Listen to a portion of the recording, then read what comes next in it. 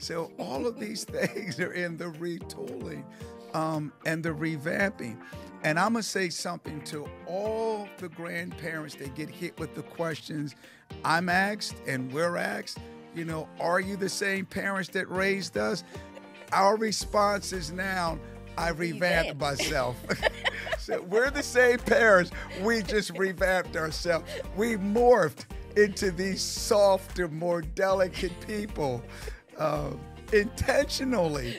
So I would say, really important to understand the challenges of raising a family and strengthening the family unit. We're expressing a lot of joy here and laughter because it is joy raising your family.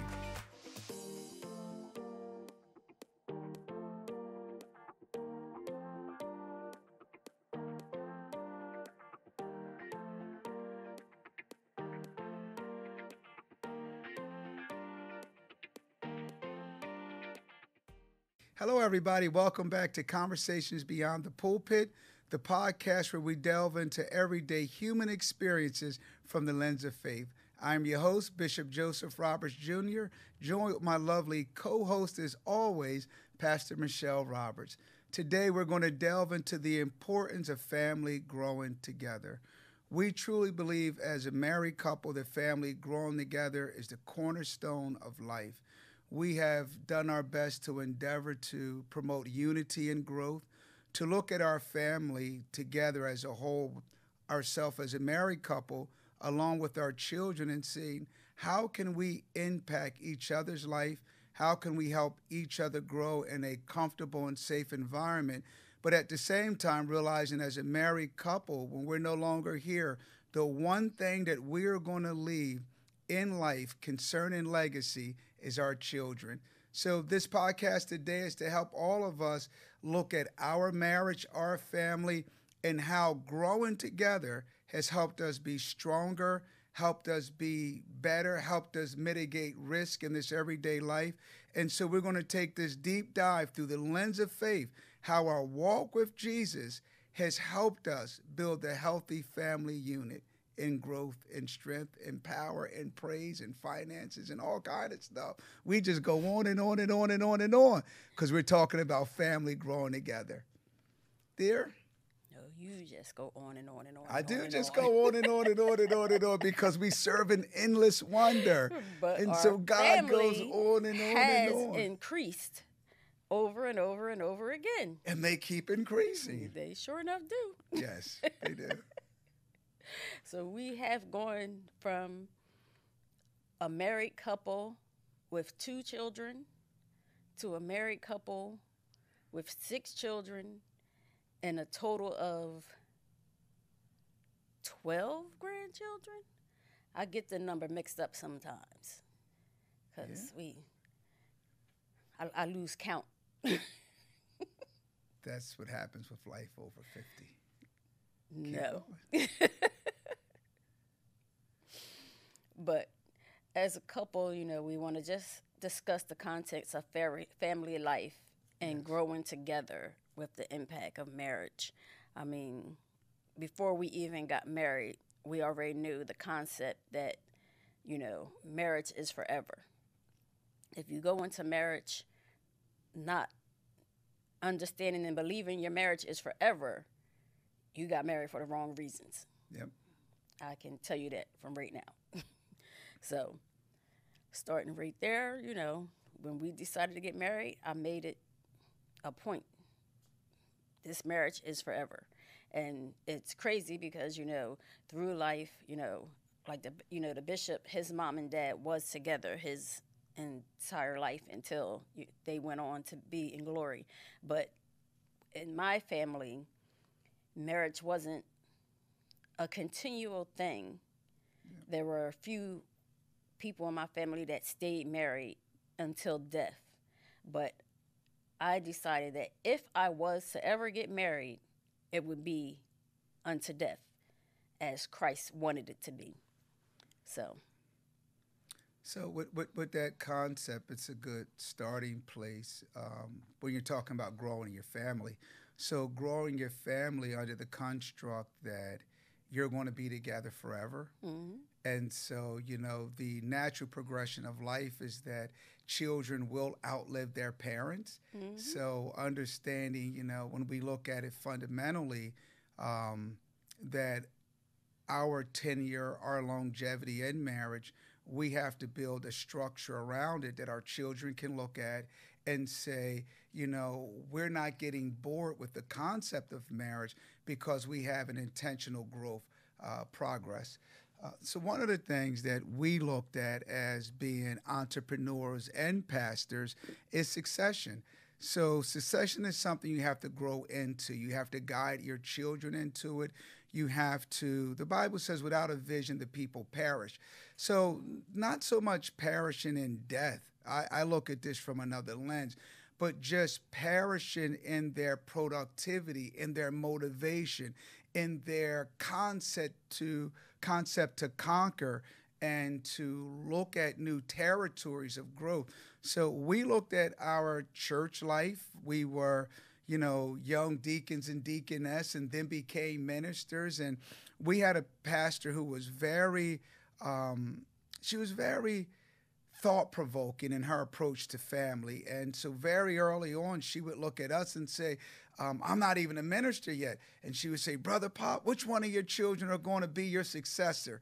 And I said, well, hopefully, they'll grow up in the faith. We're going to train them and lead them that way. And she says, no, I'm talking about when you're pastoring and you're done and who's going to be your successor. And so she would have these kind of conversations with us. But then we were nurtured in a household as well where our parents had that mindset. So my father taught us business. My mother made sure we walked in faith. My parents, grandmothers and mothers, same thing. We came from an environment that produced family growth. All of our parents wanted us to be better than them, but they groomed us and helped us grow into, arenas of our life, identifying our gifts and our talents at a young age, but then also realizing our shortcomings, the things that they noticed we might have been intimidated by. I had a fear of speaking, believe it or not. I had a true phobia. Put me in front of a crowd and I will find a reason to have to go to the restroom. I would find a reason to not want to go to school that day. My stomach hurt because we have to give, oral exams or oral spelling bees. So, growing up in that environment, again, where you can be vulnerable, but being very intentional as parents as helping our children develop. Part of the ways of helping your child develop is when you see some of their inconsistencies, when you see their vulnerable areas, shoring them up. Rather, it's getting them proper tutoring. Even putting them in the right sports is very important.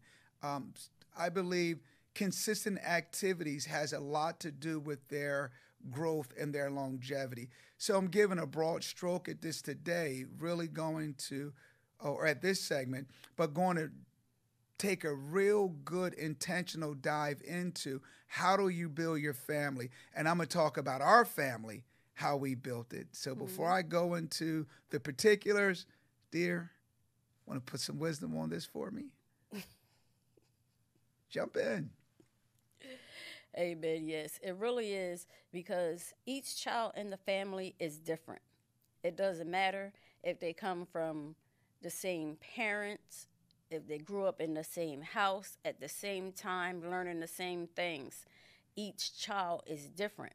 But if you can instill in your child the main thing you want them to understand is growth. Yes. We want them to get wisdom. We want them to be safe to express how they feel so that they're able to talk to you as the parent about anything. And I mean any and everything. And that's for every child, male or female. Because sometimes, in some families, they tell the girl, you go talk to your mom about everything. And the woman's telling the boy, that's what your dad is for. No, you have to be able to equally be able to administer information to your children. So It just has to be a balance where they're safe with both parents at all times, because you want your children to go further than you have gone in every area of their life, whether it's education, if they want to take a trade, if they want to, if they want to travel the world or wherever, you want to encourage them to be able to do it. And you do want to have introduced them to different things. Whether they like to play sports, you tell them, well, get out there and try some sports. Maybe you'll find one you like. Your son may not like football or basketball, but they may enjoy soccer. They may enjoy baseball. They may enjoy swimming or golf. You just have to encourage them in the area that they want to be in. Good point. So one of the key things I believe for growth is communication. Finding out, as you do with your spouse, is same thing with your children. Find out what makes them tick. What are their interests?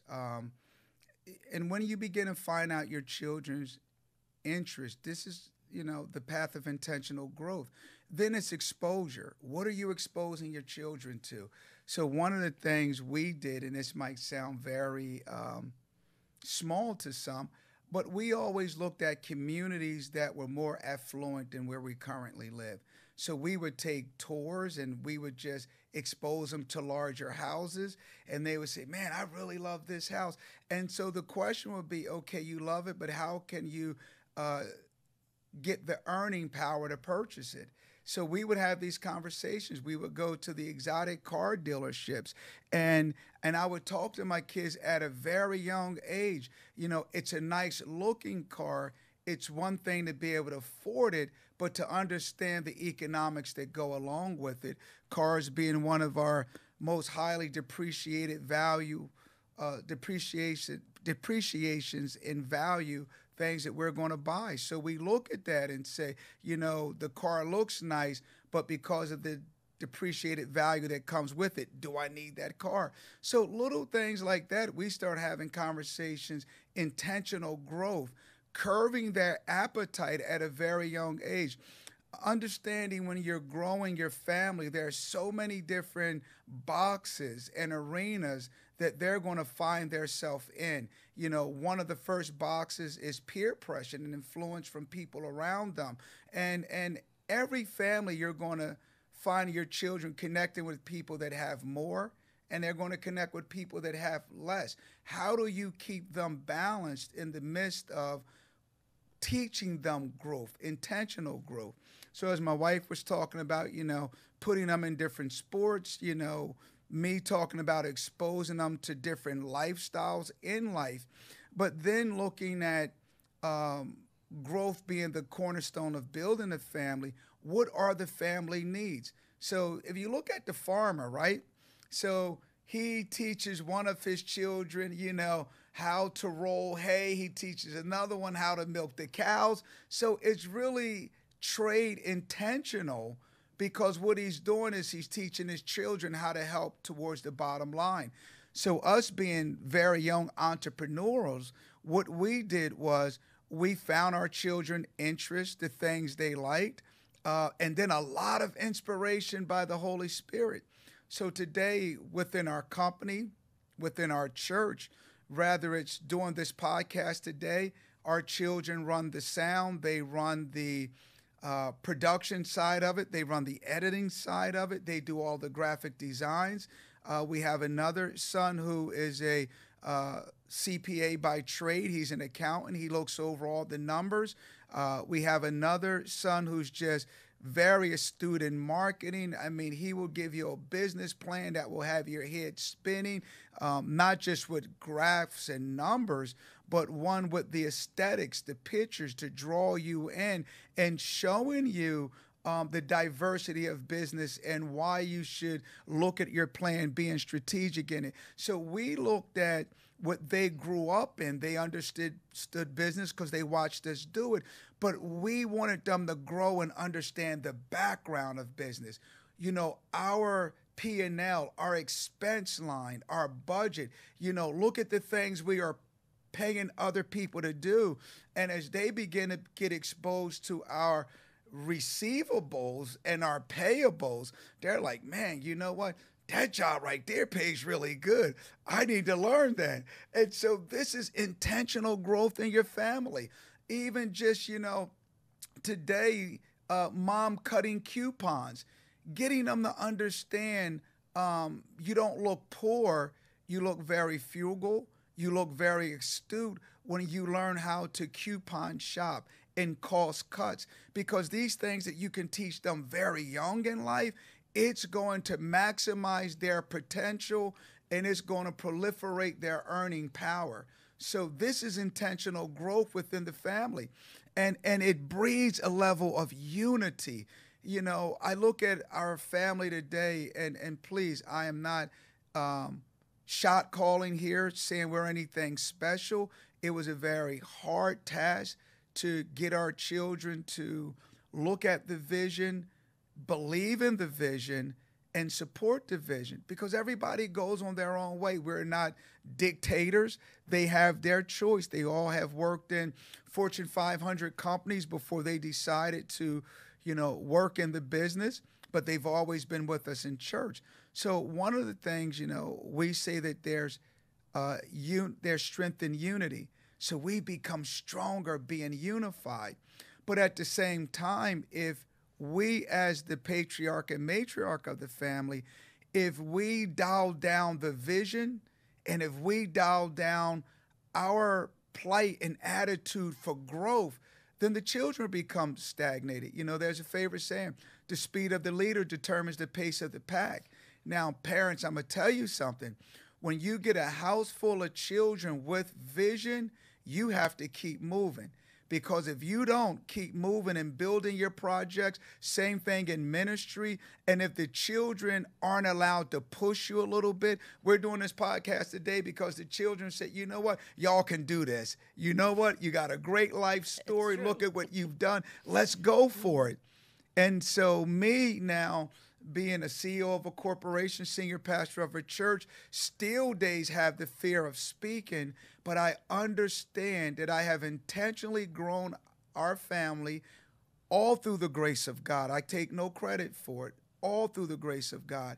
But now God has added to their gifts, and they're saying, okay, we're at this point, it's time to grow. So for all of us to grow, we have to grow. We have to explore. And that is the beauty of intentional growth. In days when you look at, and I hate to frame it this way, what do I have left? How much gas I have left in the tank? And I walk in my office and I look at my children and I'll see my grandson sitting at my desk picking up my phone, and I'm saying, I got a whole lot of juice left. And then they start bringing me stuff and say, let's craft this out. I took a whole lot of time because we're talking about what keeps me going and keep us alive, keep us strong. That's nothing new. So as he's talking about that side of their growth, I'm going to dial it back a little bit. Because some of you watching may be like, my kids ain't like that. Me and my family aren't like that. We have a lot of issues. My children have a lot of issues. We're not saying that we didn't have situations or issues come up as our children were growing. But one thing I will say that we taught our children right from wrong and the right way to go. So we're not going to say that it wasn't a little slip up here or a slip up there, but no matter what, they're still our children. Yes. No matter what they do, because you as outsiders, some of you watching may be like, well, I know their kids. Okay, you know our kids and we know our kids too. But when you look at our kids today, what do you see?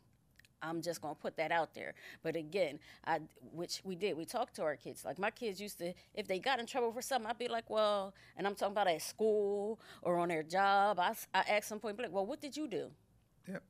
Because there's right from wrong. So you got to think about what you did that caused that reaction.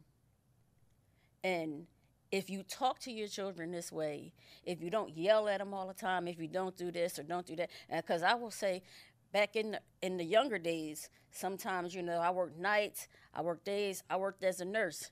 Sometimes I could get a little cranky, and my husband would be like, babe, you're yelling at the kids. I'd be like, well, the kids ain't doing what I need. And he was like, yeah, but you yelling at them. I'd be like, all right. So I had to teach myself, to step back, think about it, then come talk to them a different way. And they understood it. So I did. I revamped myself so that it would be more productive for my children. And sometimes you have to think about that. It's not always about, punishing them, beating them, or whatever. But sometimes you have to give them a constructive way to fix what they did wrong themselves. Mm-hmm. And sometimes they may not come up with it, and then you help them come up with a strategic plan to fix what they've done wrong so that they can feel better about themselves. And to this day, I can tell you, all our kids do talk to us. They come to us with issues, with situations, and whether we can help them or not, we can direct them in the way to go. Yeah. So no child is ever lost. That's what I want to tell you about raising your children. I don't care how they are. No child is ever lost. We've had drama, we've had no drama, but we've had trauma. We have. But we've been through it all. We've lived through it all, and we come together as a family as much as we can, even now when they're all grown.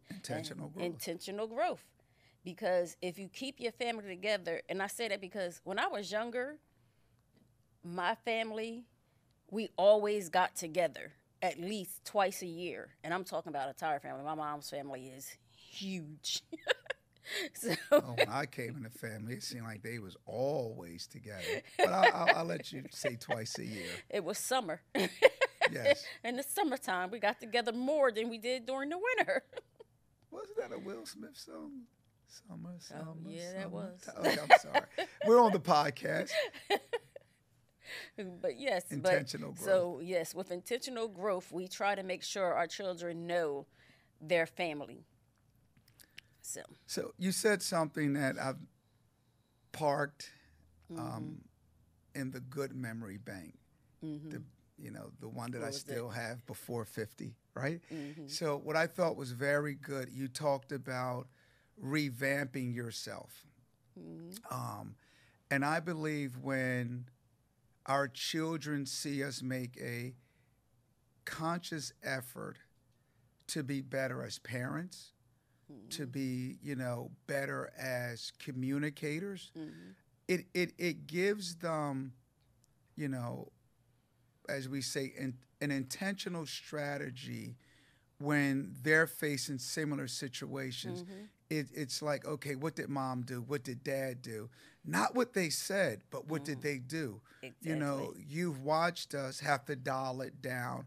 You watch dad going from, beat you first, ask you questions later. So all of these things are in the retooling and the revamping.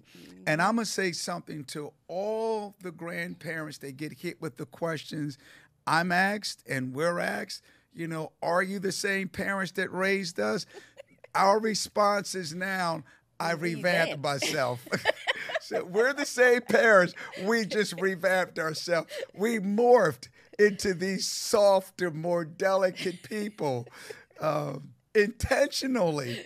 So I would say, really important to understand the challenges of raising a family and strengthening the family unit. We're expressing a lot of joy here and laughter because it is joy raising your family. And I applaud everyone who have went to the unlimited degree, if it is such thing, of showing and expressing love and the fight to keep the family together. Because from the beginning of time, Cain and Abel, there has been an assignment to separate the family. And we say the family that stay together, pray together, and that is true. But the family that fights to stay together wins together. And so I would say today, fight for your family unity, fight with intentionalism, and remember this, without a vision, the people perish. So be intentional in your growth. If it's just the family coming together and saying, here's a project we're going to do. Somebody's going to plant a garden and you're responsible to bring this piece to the garden we're planting. Family projects promotes family growth. Yeah. So you have to have projects together. I am so blessed to watch, from the lens of faith and the lens of a father today, and my wife, I believe, would say the same thing as a mother, to watch our grandchildren not in mimicking what their parents do, but it's nothing to watch my not even 2-year-old granddaughter with a camera in her hand, and her father is an excellent photographer. I happen to be with my oldest granddaughter on the phone talking, and she's talking to me about designs and graphics. That's what her dad does. She wants to start something, and she said, well, it's all about the graphics because people have to look at, the image. So the image has to be, the right shades, pop. And I'm saying to myself, you sound just like your dad. These are our conversations. So again, when you have that intentional growth, it becomes so infectious that you're building your succession just by being intentional in growing your children. And Scripture tells us that a child shall lead them. And so when we get to that right old age, where we will still have, sound mind and strength of body, we'll realize we can pass the baton, and the baton is in good, strong hands that have been nurtured. And there. So the last thing I want to say that about concerning our family is also growing up, like I said, I didn't see a lot of marriages in my family. So one thing that we definitely changed as a married couple, it brings us joy that our children want to be married. It's not that, it's read in the Bible and it says, a man's supposed to find a wife and they're supposed to be married. They want to be married. Yes. It's like our youngest son, he'll be 28 by the time he gets married. I don't know if he has this conversation with his dad, but he has this conversation with me all the time. Well, I wanted to be married before I was ever 25. And I would tell him, well, you don't have to be married before you're 25. And he would always say, well, my big brother did it. And I would say, and then he would throw in, and you and my dad did it. I was like, yes, that's fine, but you still have to wait for when God wants you to get married. I said all of y'all wasn't married before the age of 25, and it's okay. I said, when God brings you your wife, you'll get married and you will be fine. You don't have to follow in our footsteps, but all our children have the desire to be married. Yeah.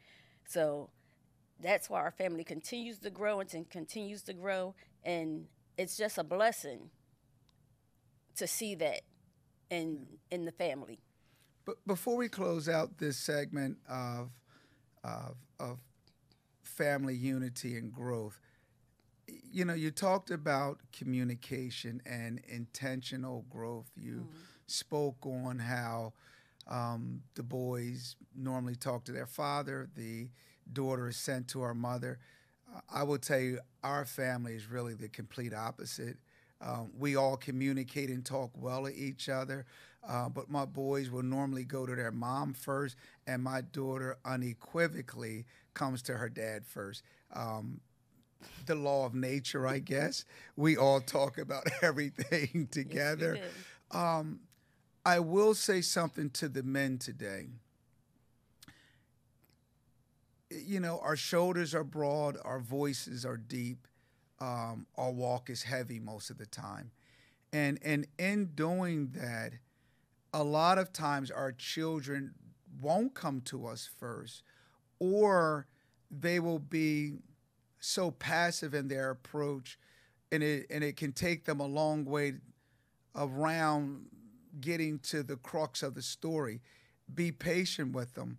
And I would say to all children that are watching this, don't allow your father's tone or expression to stop you from communicating, because he wants to hear your thoughts. He wants to hear your anxieties.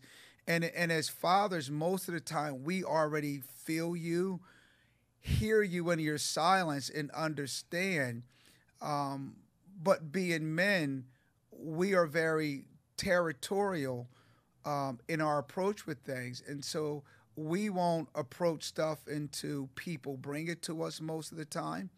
But don't allow, again, our look, our size, the depths of the tone of our voice stop you from communicating, because we do care. As dads, we're there for you. You are our offspring. So I say that on behalf of all fathers. Give us that opportunity to hear what you're going through. And it's been so rewarding for me. I tell my children all the time, I'm always in your corner. And, them growing up in the boxing gym with me, being around my trainers, they know what it means to have a corner man. I'm going to throw the towel in when I see that you're overwhelmed. I'm going to make sure, when you're wounded, that I pray for you. I'm going to be your cut man. And if there's days, I got to help stand you up to get out of the chair to keep fighting. I'm going to encourage you to keep going on. And that's what family unity and family growth is all about, encouraging and being there to help each other keep going on. Dear, before I get final remarks? That's it. That's it. Just communicate. Communication is always going to be the key. Communication is your outward voice of love. Yes. So remember today, intentional growth. Look at your children, examine them, examine all the gifts that you have in you. Put that vision board up in the house and say, this is how we're going to be, what we know that God has called us to be. Be tenacious in it, but you have to be intentional with your children in helping them grow in the unity of love, but then in the pattern of family growth. You don't want them to become so isolated where this is my career, this is my thing, and then you lose them to a career. But every career every child has can bring something valuable to the family, the last name, to live legacy and make it stronger. We really appreciate you tuning in today. I pray that you got something beneficial. This is common stuff that we deal with every day. We look at it through the lens of faith. And I want to say this today. I don't care what religion you are. If you have faith, then you have to have vision, because faith is believing something that you have not seen yet. So we walk around with all of this faith. Even the atheists have faith and they think they don't. And we just even believe for the saving of their soul one day. So I ask you, tune in to our next podcast. We're going to keep dealing with everyday human experiences from the lens of faith. Remember, hit that like button, subscribe to our YouTube channel, put the family together and say, we got a couple people that can help us do what we're doing and help us do it better.